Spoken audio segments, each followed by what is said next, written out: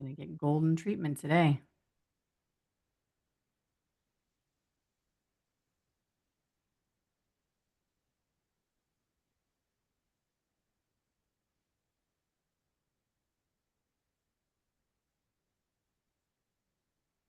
Hey, hey, welcome to the call. We're just waiting, but it is 4 o'clock. So we like to start on time every time. But guess what? It's time to roll. I have Dr. Torchio, Dr. Andrew. Hey, Trevor. Thanks for posting in the chat. I have Dr. Andrew here with me. We are excited to do this webinar about lead nurturing and the patient experience, like the psychology of what a patient is experiencing, not only in the practice, but prior to ever coming in to the practice. Dr. Andrew and I have had a lot of fun conversations offline about this. Things we could literally talk about for hours, and we felt like it would be really awesome to bring it to our communities and share some of our experiences, both in the practice and what we're doing to serve chiropractors from a business perspective. We're not selling anything. The purpose of this call is to provide some value and be different than what you see on a lot of webinars trying to pitch something. We're here to provide value and build a stronger, more powerful community surrounding the chiropractic and holistic space. So with that, Dr. Andrew, did I miss anything? No, I think it was perfect. It's so fun when chiropractors and chiropractic advocates get together because we're so passionate about what we do. So this was a really easy yes to start doing these recordings with you, Jen. And I'm excited to provide value because I know you have years and years and years of experience in the chiropractic profession. And I'm right there behind you. So Yeah, let's that's get down to awesome. business. Let's add some value to some folks. Well, you know what? That brings up a good point. I suppose we should tell people who we are and what we do. Let's Um, go for it. Okay. All right. I am a chiropractic advocate, big time. My name's Jenn Troy. I'm the owner of the Troy Method. The Troy Method is a team that helps chiropractic offices convert leads into patients, new patients in their practice. People think, wow, how'd you do that? It started because I ran a practice and I was a clinic director for a very successful, amazing office. And I really, I'll say it every time, I drank the Kool-Aid for the profession.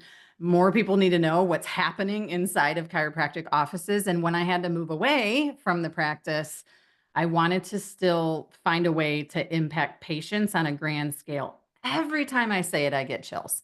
And that's pretty cool because it's the constant juice that I need to do what I do. So that's me. I was in the practice 7 years. I've now been a business owner helping chiropractors all over the US for almost 4 years now, patients all over the US too, which is so incredibly awesome for me. Um, I love that we get to pepper in and spread the message far and wide, getting patients into the right practices, off the drugs, off the surgeries. That's a little bit about me, Dr. Andrew. Go. Amen. As a little plug for you, I love chiropractic advocates who are not chiropractors because you see from a perspective that oftentimes we don't see. We, as chiropractors, sometimes we just need to get out of our own way. Yes. And that's a little bit of what I'm going to share today. So, my wife and I have been in practice. We are the chiropractic love story. Met first try at Palmer in Davenport, fell in love. We've been practicing since 2012. We own a large practice in Bend, Oregon, where we continue to grow and scale and serve our community. And most recently, I've been building another platform called Practice Owl, which is a automated patient education platform. I like to tell people, part of my mission now is to keep patients on chiropractors' tables and help eliminate the stress of telling the chiropractic story. Because as a practicing chiropractor, it's constant, it's hard, and it's a major commitment. So we're bringing sexy back into the chiropractic education. So Yeah. Love there's a that. little there's a little bit about me. So Love that. Wow. And I do love the practice out. I mean, this is the conversations we've had, like that education piece, even from what I've seen. So I have always thought, like when I worked, that 7 years I was in the office was the only experience I had working inside of one. I was a patient before, but not understanding it at the scale until I worked in the practice. And what I've That's right. seen as I've been in business now, working with practices all over the country, I just thought we were all the same. I just thought we all taught patients the way we were teaching patients in the office I was working in. And sadly, that's inaccurate. And that's why I really love the concept of practice owl, because if they're not going to do it themselves in the office, whether it's the doc or whether it's the staff, there's got to be something there. Something has to be there to continue to educate on why the patients are even showing up every day when or anytime they have an appointment instead of staying on the couch or going and to a movie or doing something else that may seem more important to them than coming in. So I love the concept and I love the practice owl software because of that. That's right. That's right. So that's one of the problems we're solving for the space. And of Yeah. course, if we can just jump in now, it's a perfect segue, is Yes. that the public's perception on chiropractic is not what we think it is as chiropractors and chiropractic advocates. Mm. So I always uh, start this conversation. I tell people, "Oh, here's the bad news for chiropractic. Okay. Mm. The bad news for chiropractic is that around 9% of the population has visited a chiropractor in the past 12 months. And that's a really low number. Okay. 9%. Now you can switch it and you can say, well, that's good news because as a chiropractor, there's 90% of the public that is a potential buyer or interested in what you have. And I do agree with that. But let's just be real for a minute. Only 9% of the population in the United States has even visited a chiropractor in the past 12 months. Okay. And that shouldn't be news to any chiropractor or anyone like you, Jen. You deal with this every day. But interestingly enough, somewhere around 40% of the United States, American population, suffers from neck pain and back pain every single year. The most recent study was done in the past 3 month cycle. So around 40% of Americans are suffering from neck pain and back pain within the past 3 months. So then is like, just a nerd. I look at that and I'm like, well, that doesn't make sense because Mhm. here's why. And the reason is because this is not a popular thing to say in a group of people like me. I'm a vitalistic chiropractor. I'm subluxation based. I preach wellness. I preach lifestyle chiropractic, not just symptomatic relief. So this is a little painful for me to even say out loud, but this is the truth. The truth is that the public thinks that as a chiropractor, you're a neck pain, back pain doctor. We do a great job at that. But that's just a tiny fraction. That's the tip of the iceberg for what we do and how we move the needle in our patients' lives. Okay. But even then, right, we're still doing a terrible job. Like 9% out of a potential, 40% base of people who are suffering with neck pain and back pain. And I know it's true. And Jen, it's true because even though I pride myself and my thriving practice on more than neck pain and back pain, still to this day, over 95% of new patients have neck pain or back pain. Mhm. Okay. So my my message here from the public's perception is that um, we are what they tell us we are. Mhm. And this whole concept that I'd like to introduce this, maybe no one's ever heard of this, is naive realism. So for me as a vitalistic chiropractor who wants to scream chiropractic from the mountaintops and educate every single person in the United States on what chiropractic is through Practice Owl, I also have to recognize that they don't even think that that's real. Yeah. Okay. So this concept of naive realism is that it doesn't matter how much I know chiropractic can do what I know it can do. I've seen it, I've experienced it, I've witnessed it for the past 13 years, the miracles that happen. It doesn't matter what I know to be true about chiropractic. The only thing that matters is what the person who comes into my office thinks it is in that moment. And that's the key, is in that moment. Yeah. And the work that you do, Jen, is like you're meeting these potential leads in the community in that moment, right? And helping lead them into a space that can, yes, hopefully solve that problem in front of them, because people only look for what they think they need, right? 100%. I don't Yes. go Ferrari shopping if I don't think I need a Ferrari, right? Yeah. Yep, absolutely. Well, and you're touching on so many things, but I think especially in our experience now, just focused on what I've been calling. I heard this on a call I was on, day zero. Day zero. We talk about day one in the practice, day two in the Right. practice, right? But day zero is before the patient ever gets in, and their interaction with whomever at the practice they're talking to or interacting with before they step in. We come up against so much of what you're saying.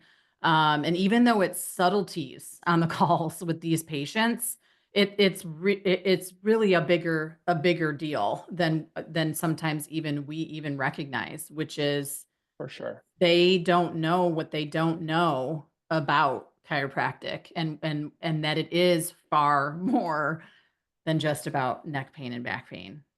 So, Yes, yes. And there's one of the main challenges, main takeaways for the chiropractors that are going to be listening to this when we send it out, is that, there's this whole concept, give them what they want, show them what they could have. And I don't 100% buy into that, right? mhm, But also we right. have to recognize that nobody wins. Like the new patient doesn't win, and I don't win, and my team doesn't win. If they come in with neck pain and I like give them this big dissertation about all this stuff about chiropractic when they're just like, what? Like, what is going on here? Yeah, Ask me how I know. I've done it, right, right? And it's not the solution. So I think that it's just really poignant to stay focused, chiropractors and advocates, about what the perception of chiropractic is, because then when we recognize that, then we can start leading a patient down a path so they can start becoming their own hero in their own journey, right, instead of just slamming it down someone's throat or screaming it from the mountaintops before they even show up. right. Well, yes, definitely before they show up. I think that would scare a lot of people away. I when when we're training with our team, we talk about the word disrupting a lot, and it's disrupting what patients typically think or what patients typically know to be true. We call ourselves disruptors, but it's subtle disruptors. I would agree with you. Shoving it down the there's a way there. Shoving it down the throat is not the way, especially before they can ever hit the practice. So let me ask you this. Um, because you and I have talked a lot about this. Like we were very heavy on education and helping the patient understand why they were there. It wasn't just about chiropractic. I mean, we actually, arguably said nervous system far more than we ever even used the word chiropractic in Mhm. our practice. Like, what would you say, like, once they walk into your door, starts helping them understand for themselves why they're there and that it's more than just neck pain and back pain relief. Like Yeah, where do you start navigating that in the I, office? 'Cause I can tell you what we did, and yeah, we could be intense about it, but I'd love to hear some of you might that. be interested what my response is going to be to this. Okay. Yeah, Um, let's do it. but I'm happy that you asked. Okay, Yeah. the first thing that comes to my mind is is the bar is set really low in the healthcare system. Mm, It's set really low.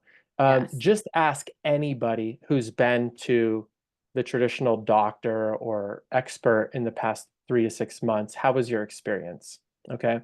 Yeah. You're not going to get much praise.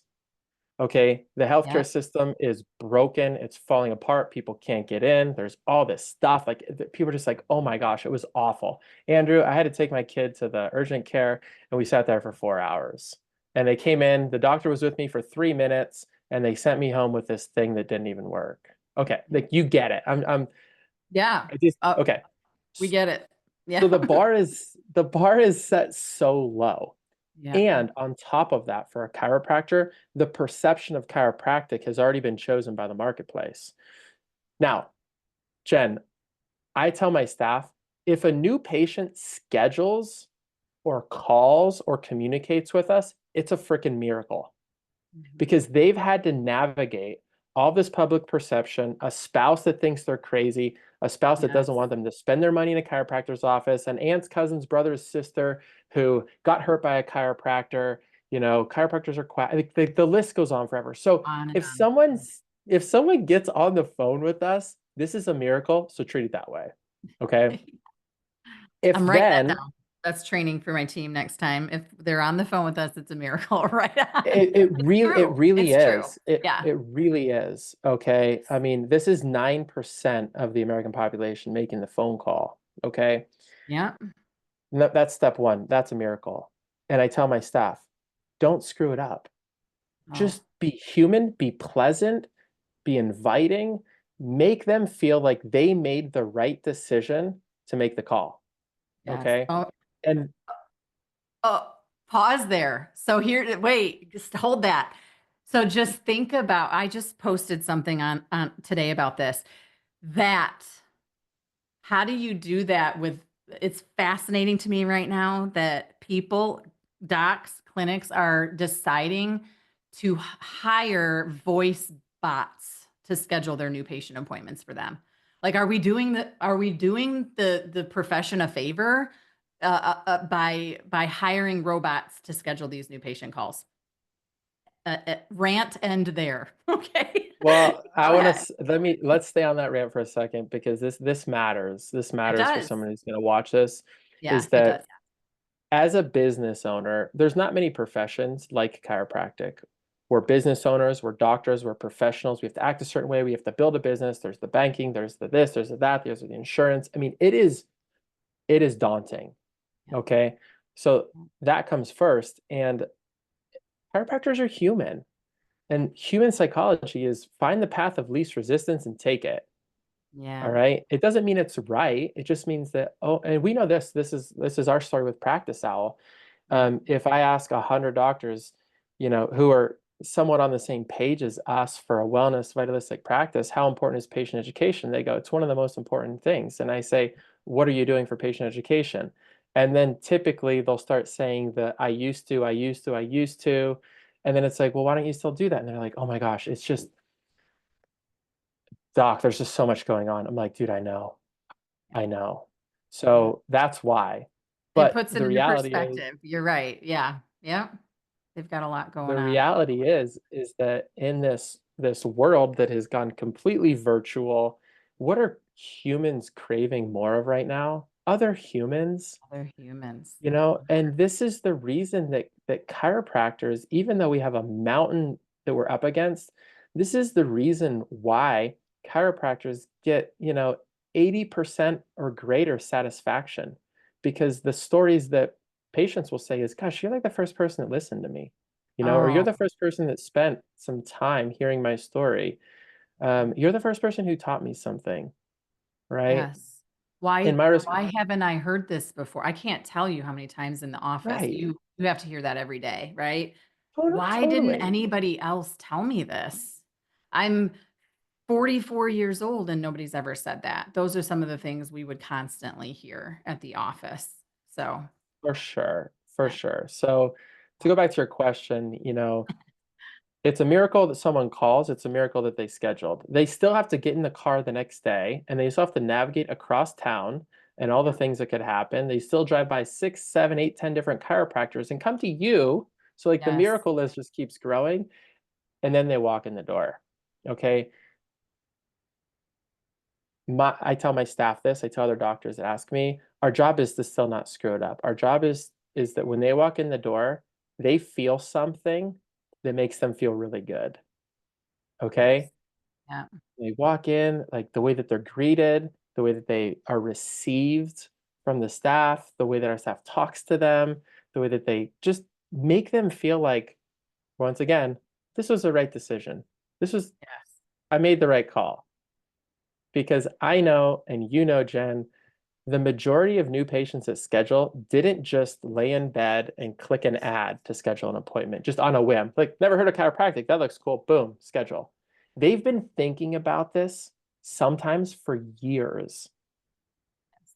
And I tell Yes. my And team, I'm like, when that person calls, you don't know how long they've been thinking about this. right. So respect and honor the fact that they did that because I have Well, and patients all the time. Yeah. No, Like, say it. Go ahead. I Finish have your thought. patients all the time, and I love it when my staff hears this. They say, I've been thinking about coming here for 4 years. Yes. And do you, so we have started asking that on these phone calls we have with patients. How long have you been considering coming to see us? And it's never just today or yesterday or the day before. This is so true. They have been thinking about it and looking into it for a long time, especially chiropractic. Um, because they're skeptical. They don't know what to expect. All the reasons you talked about before, right? Where there's the perception out there of chiropractic that we have to start Hmm. pivoting and changing. So, Yeah, and I hope that some of the viewers are going to just take a couple of nuggets out of this. Like I just got a nugget from you. Like, what a wonderful thing to ask, right? yeah, And I do this with my staff. I tell them once a month when we do our meetings, once a month, I want you to go to a place of a service-based place in town, and I want you just to experience it, even if you're not going to buy it, right? Just like if you're bored and you see a dental office, just drive in and just walk in, okay? And I tell my team, I want you to write down all the things that you loved about it and all the things you didn't like about it. And then every time you go to your dentist or you go to whatever, your massage therapist, do the same thing. And it's really interesting because then my staff becomes hyper aware of all of the little things that we can improve on. And anytime someone doesn't get treated like quite right, when you're in the service industry, like chiropractic, um, you're like, we do that better. Like, why doesn't everybody do that? Because that person didn't make me feel like I belonged there.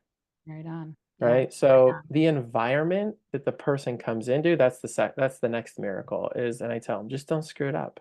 Just Yeah, don't screw it up.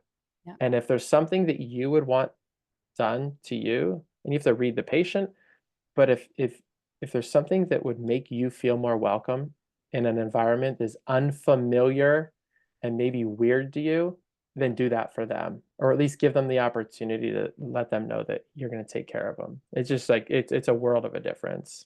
It It is. just And changes everything. it does. And it's interesting because this brings up what we used to do in the practice. And I know this is kind of counterintuitive to what you just said, right? If they're calling, it's a miracle.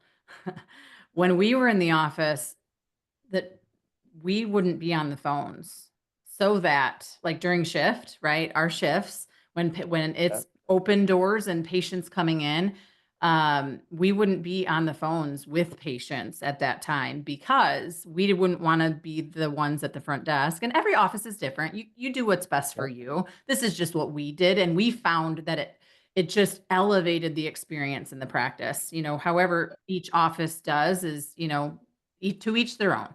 But we were never on the phones. Why? Because we wanted to be different than the traditional medical office that when you walk in, they're on the phone, they're typing on the computer, like a finger up, right? Like I'm busy and I'm Yes. not paying attention to you.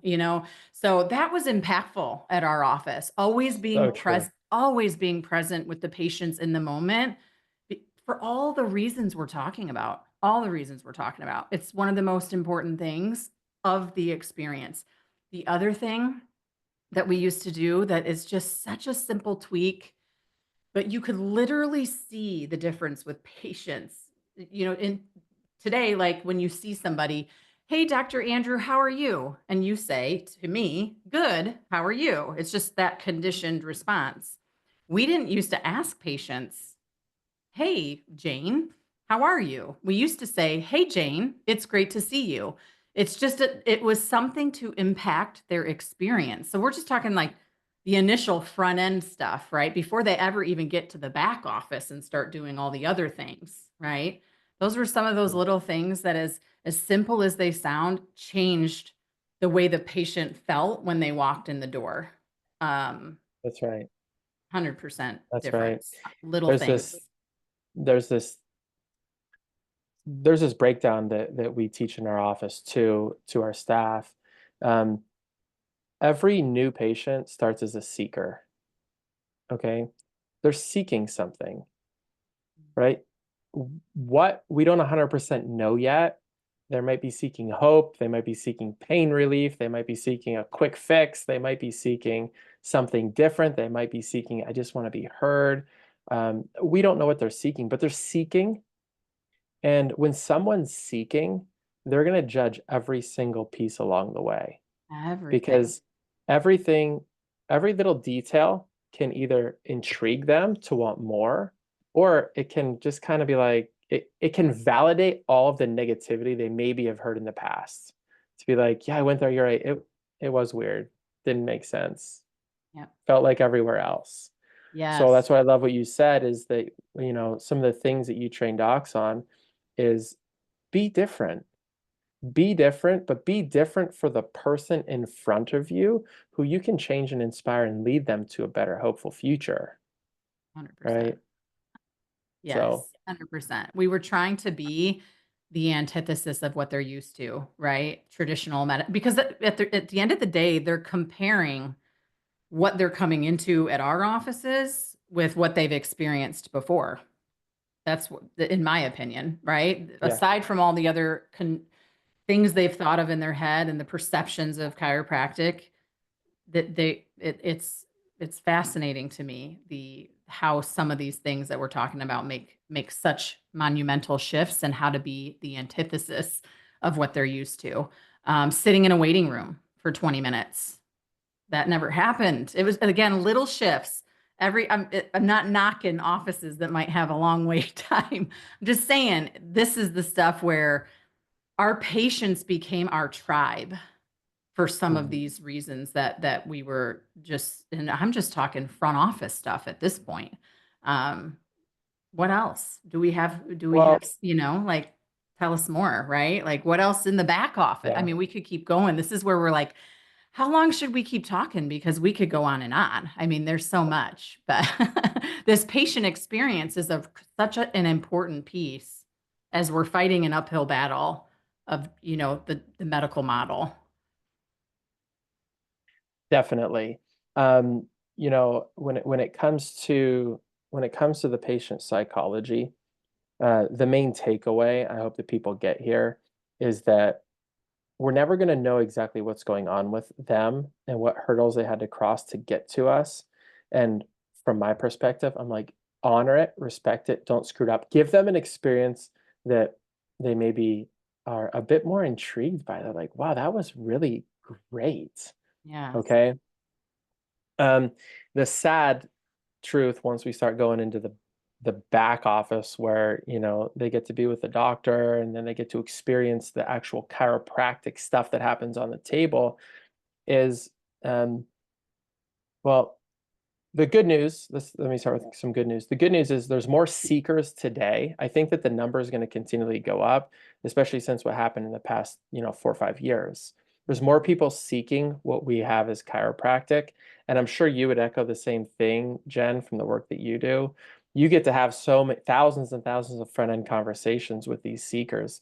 So that's really promising. And it's really good because we know that we can tilt the scales of true healthcare in a positive direction to impact our communities. But the bad news is once someone gets back there, historically in the chiropractic profession, right now, the most real-time data, last time these studies were done, say that a patient will spend 10 to 12 visits in a chiropractic setting. That's known as the patient visit average or Right. PVA. Okay. There's chiropractors that pride themselves on a low PVA and they say things like, well, I can get someone out of pain in 3 to 4 visits. I don't doubt that. And I think that chiropractic is a very good um, resource for pain management. We know that to be true because of the neck pain, back pain studies that have been published. However, for a wellness vitalistic practice is trying to shift someone's mindset to lead them to a better way to better health. That's not much time to meet someone where they're at and lead them to what they could have. I mean, that's very, very fast. Yes. Okay. In the chiropractic profession, so many times I talk to docs that are just thirsty for more new patients. And, you know, if you're doing good work, people, they don't come to you, they come from you. I mean, your work and your life just like radiates out and people just are drawn and attracted to you. However, there's a problem in the chiropractic profession right now with more new patients, more new patients, more new patients, more new patients, more new patients, more new patients. And I just have to like blow the whistle and call time out and be like, how does everyone need more new patients? And the answer is because the patients that they have aren't staying, Mm. right? There's Hmm. not a simple formula to this. Yeah. This is where it gets very complex. Um, People will stay in a place because they feel seen, heard, valued, and they're getting value out of the engagement. But that only goes so far, right? So there's a few pieces here. I'll just run through this list that I wrote down before I got in that Yeah. really make a big impact on patients' lives, but also in the practice and the growth of the practice. The practice philosophy is so important. Okay, like I heard you, Jen, say that, like this is what we used to run, and it was like so vibrant. And, we believe that every man, woman, and child need to be adjusted for life because we knew that if they were going to have more health. Yeah. And that was your philosophy that drew people to you. And if you don't have that same philosophy, that's okay. But like, what is your philosophy, and how can you take a seeker and share that with them so they're like, yeah, that's funny. That's what I believe about myself. I believe that my body was designed to heal. Great, you're in the right place. It's all these little pieces, right? And the second one is communication and education. And this is where, this is why Practice Out exists, because the word doctor means teacher. Yes. Like the word doctor means teacher.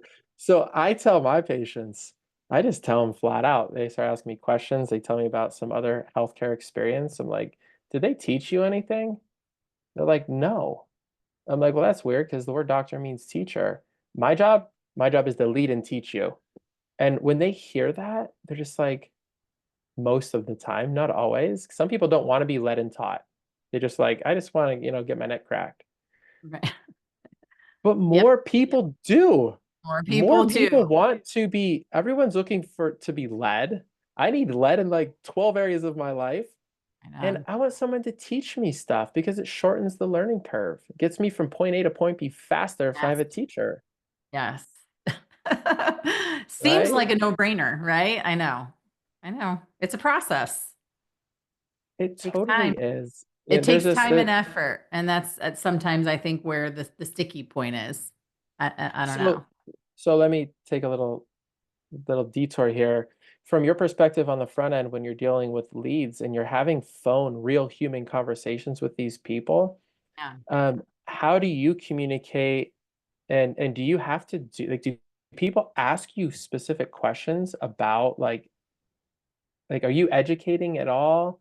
We do, yeah, to an extent. Um, To an extent.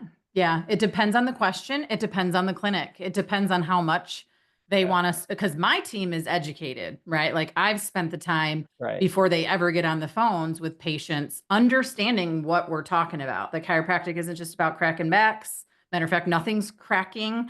We need to go into that, right? But it is, we go through that, and it depends. But yes, we are fielding Yeah. questions. Well, what, like, you're not going to crack any bones or anything. I mean, we have to actually answer those questions sometimes. Yes. But Jen, do you find that people are asking a lot of questions on the phone on the front end, or is there a percentage of people who are asking questions? I would say probably a smaller percentage as it relates to just chiropractic. They don't Got ask it. a ton of questions. And I don't know that that's necessarily a good thing or a bad thing. Again, we border the line of consulting and not on the phones. Like we almost Yeah. know too Yeah. much. Like my team almost knows too much to where it's not that it's bad if we're answering questions, but part of the thought on the front end and this, I don't know, day zero, I'll call it. It's we have to make sure that they get into the practice and get the experience. So if we're answering all the That's questions on the phone, they're thinking in their mind, oh, cool, they already answered everything. Well, then I don't need to go. I'm going to save myself the time. So it's a balance. We'll answer some Yeah. questions to quote unquote, right, handle the objections in a way that still guides them to come in. Because for me, I need them to experience you. It's more than just the experience with us. It just starts with us. So Yeah. I love yeah, it. yeah. I love it. But, So the third thing is care plan development. mm, mm, Okay. One of the gold standards for high PVA and helping to lead a patient to a better way to better health is care plan development. And I yeah. mean, I talk to hundreds of chiropractors, and I'm always like, I always ask docs, I'm like, okay, walk me through what like your care plan development looks like, and they're like, well, I don't really know.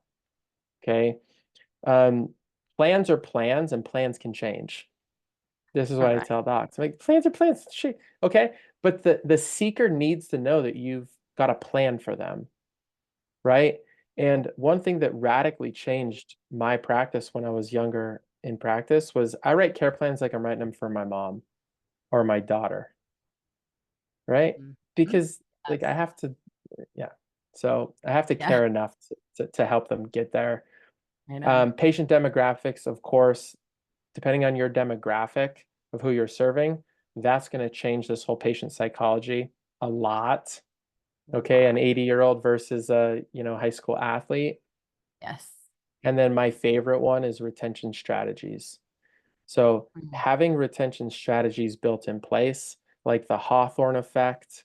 The Hawthorne effect simply states that people perform better when they know they're being watched, or they know that you're tracking their progress, or they know that they are engaging on certain levels of their health, right? So Yes. having Yep. good retention strategies built in, and just, you know, making sure that you're not violating this. I can't remember, I can't give credit to the philosopher who said this, but he said, woe to the man who tries to teach another man who is not yet ready.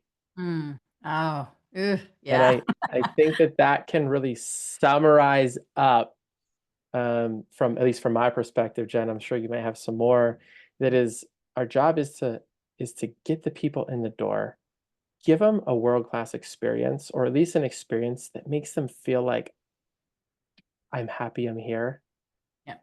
Not give Yes. them too much, give them enough to guide them on that seeking journey to help them become a believer and then an understander. Right on. And that process takes time, and there's a million checkpoints along the way. But at the end of the day, just be human and treat people good, and Right. they will recognize that. Right on. Well, and I think we say this all the time. I can't imagine there's many people out there that haven't heard it. We get stuck in the daily grind of what we're doing. And we have to remember, especially with patients on the phone, and patients in front of us, that it's their first time or they're hearing something for the first time. They're not walking in the door, seeing patients every day and just going through the same motions, right? We have to treat every single one of those experiences uniquely. I was training one of my team members the other day for phones, and I never left a voicemail that sounded the same. Never. There's things I got to get out of my mouth on that call, right? Who I am, where I'm calling from, why I'm calling. Give them the beginning of the know, the like, the trust, right? But it never came out of my mouth twice. And she even commented on it. She's like, well, you say the same things, but you might say them in a different order. You might, yes, because I'm trying to remember every day with what I do. I'm treating that one person uniquely, and I'm never just going through the motions of my day, trying to get through the call, trying to get through the script. And it's same for the office experience. Be human, pay attention, no matter what your day is like. Wash it away and focus on that patient in front of you, and it makes just it literally ripples through everything else in the practice. Mhm. Yeah, that's it. Well, I don't know if anybody has any questions, but that was good. I mean, you just said a several things that we could dissect, right? Retention strategies. Whew, boy, that's a whole call on its own. But such a good one. So it's been fun. I think we provided some value, right? Like I said at the beginning, no sales pitch. We just want to be here to help elevate the chiropractic community, and Amen. share experiences that we've had, and hopefully build some value for everybody out there. So I believe it. I'm super happy to be here. I can't wait for our webinar next month. yes, we Um, are doing these regularly every month. Stay we're gonna tuned. keep we're gonna keep them going. We're gonna provide a safe place for people where we can share and just pour in years and years of love and experience into the space. And I'm looking forward to it. I really am. Yeah, me too. All right, I appreciate you with that. We are gonna wrap it up. Thanks for being here. We'll talk to everybody soon. Thanks, guys.